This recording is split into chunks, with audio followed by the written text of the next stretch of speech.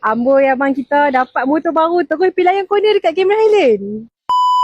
Depan ni dah sekarang. Ni dia ATX 250X daripada QJ Motor. Motor ni memang berbaloi kalau abang beli. Sebab apa tau? Of course lah, sebab beli motor dapat semua full aksesori. Lagipun abang kita dah mention dah nak layan corner pun sedap pakai motor ni. Nak bawa bini pi ronda-ronda. Of course lah, selesa main dengan dual suspension, siap ada subtank lagi. Lagipun motor main cc besar 250cc. Motor pun selesa, riding position pun sedap. Seat dia pun boleh tahan lembut juga. Selain tu QJ Motor pun bagi kita sistem smart key. Beli motor dapat full aksesori, tak gaduh keluar duit lebih dah. Main siap dengan dashboard dekat bahagian kiri kanan motor. So kalau motor jatuh ke apa tak gaduh calang. Selain tu main juga dengan spotlight. Dah siap dah, tak payah cari aftermarket. Dekat bahagian belakang ni top rack ni bukan kosong tau. QJ Motor bagi box sekali free. Windshield dekat bahagian depan ni menu adjustable tau. Warna hitam stripe ori ni bagi dia memang nampak premium. Tambah pula box hitam dekat belakang tu abang kita pun dah puji tadi cornering sedap kan, sebab main dengan upside down fork dekat depan. Siap ada ABS TCS lagi. Kabel type tu untuk secure je. Nanti dah beli bukalah. So abang-abang jangan lepaskan peluang dapatkan ATX 250X terbaru daripada QJ Motor ni. Tekan je beg dekat bawah tau. Layan dah. Apa kata like, follow, share sikit. Until next review. Bye bye. Assalamualaikum.